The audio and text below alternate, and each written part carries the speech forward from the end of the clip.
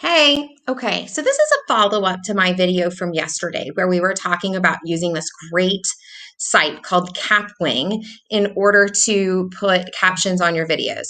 One thing that I have learned about is that there is a special code for schools during the COVID-19 shutdown, and it is on Kapwing's site. If you just search Kapwing and COVID, it'll take you to the form that you fill out, and it will give you pro. It says until April 17th or for the duration of school closures. So, Virginia's already closed until June 10th. I'm in North Carolina where we're closed till May 15th, at least. So, it's very gracious of them, and I am so thankful to all of these companies who are helping us out.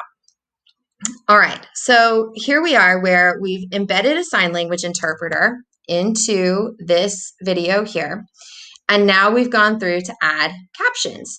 The very first problem that we ran into was that the captions are blocking the interpreter. That's an easy problem. So we're going to move them way up to the top, just like this. Grand.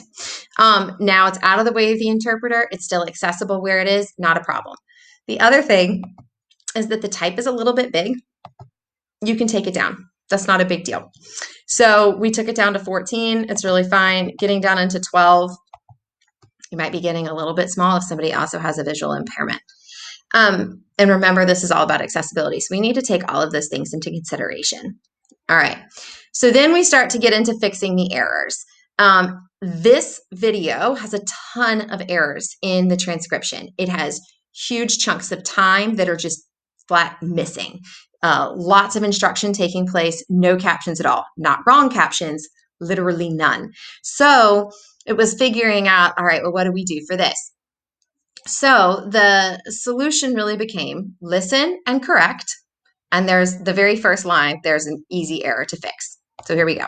Hello, students. Today, hello, students. It's not there. That's not that big of a deal, right? But that's okay. We're going to put it in anyway. Hello, students. Easy peasy. We're done.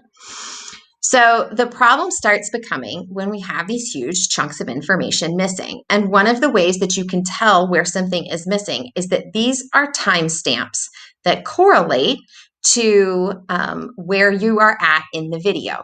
And so consequently, what ends up happening is that when you are making corrections and things, you need to be aware of where the video is and where your words are. It is easy to change the timestamp in order to edit your caption. So let's see where this one really ends.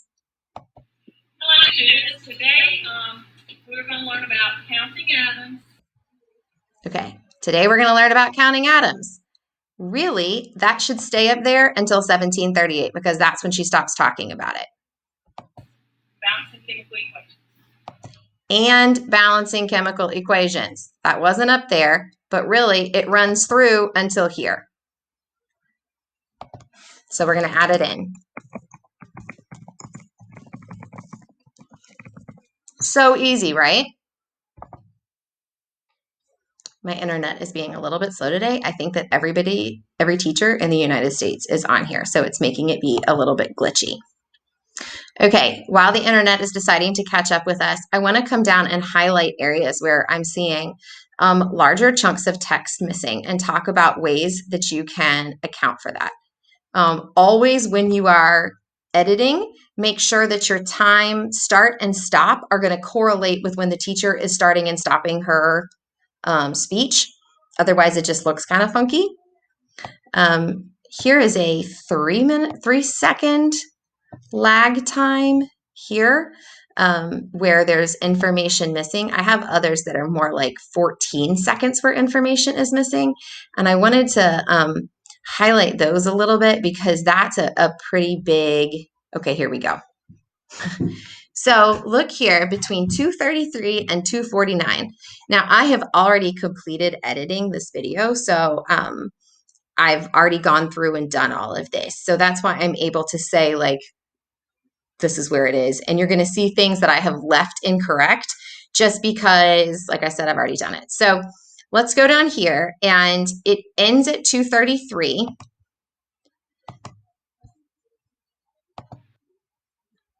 See if my computer will work for us long enough to. Remember, there's imaginary ones behind it if you don't know. Imaginary one behind it if you don't know. So we're going to put that in here.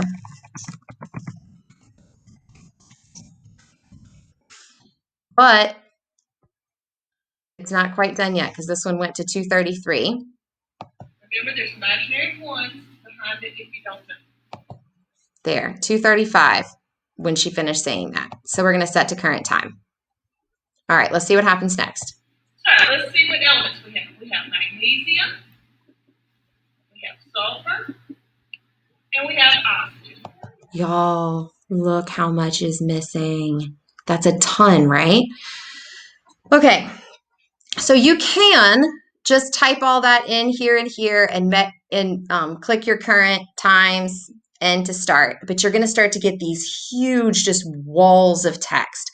That's really not super effective for if you're using this for closed captioning for somebody with a hearing loss or an auditory processing disorder.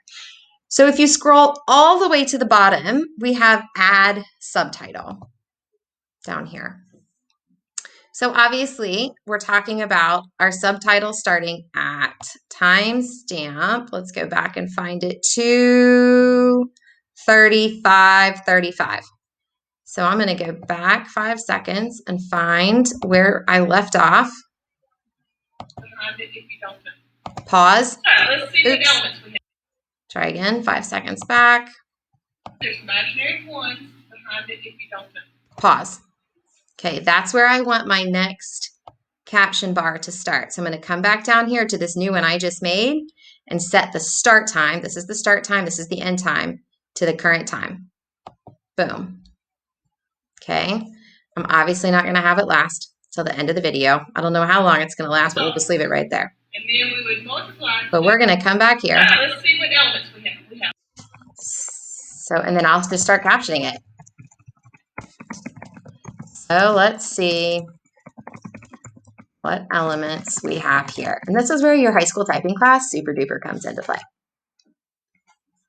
All right, let's see what elements we have. We have magnesium.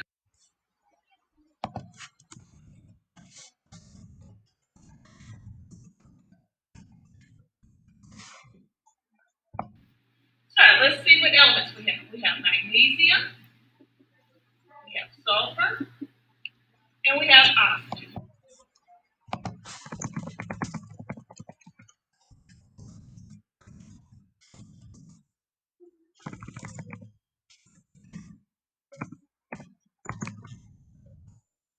That is plenty of text. You don't need any more than that.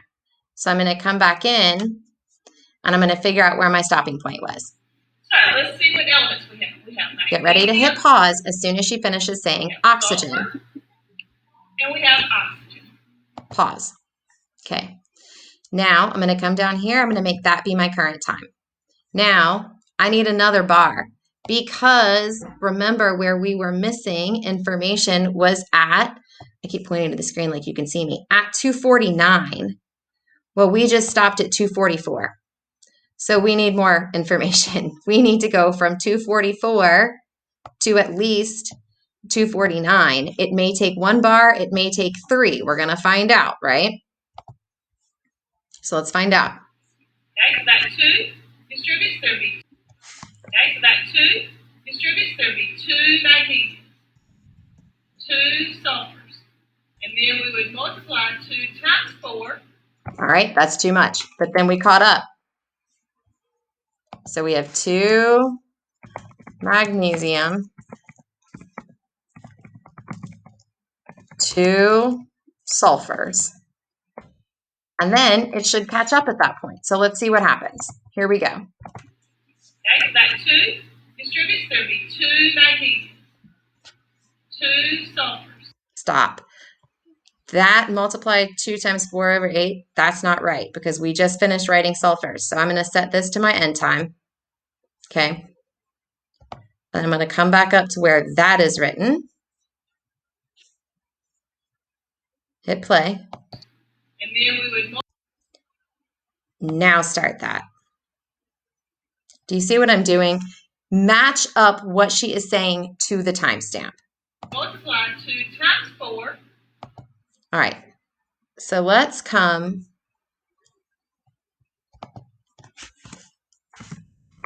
let's just fix that real quick because it's going to bother me. All right. So we're going to come back and we're going to start where basically we left off. And let's see if it looks better now. Of course, now my computer is going to lag again. I'm telling you, everybody in the world is on the internet because of this shutdown. Anyway, while we're waiting for her to start talking again. So that has been really the most, here we go. Nope. So, so glitchy. That's been the best way that I've figured out how to do it. Taking forever.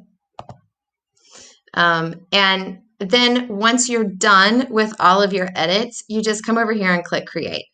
And then it will save all of your edits. It saves everything in place. Those bars that are down at the bottom, automatically the captioning goes in at the right timestamps. So you don't have to worry about that. We'll see if it'll work this time. And we have oxygen. Okay, so that 2 distributes, there'll be 2 magnesiums, 2 sulfurs. And then we would multiply 2 times 4, and we would have 8 atoms. There you go. So now everything is where it needs to be. And it can be a little time consuming, but still this is way faster than having to hand caption everything yourself. I'd rather fix errors than invent the wheel. So I think that is how to do it. So if you've got questions, if you've got suggestions, please shoot them my way, and good luck.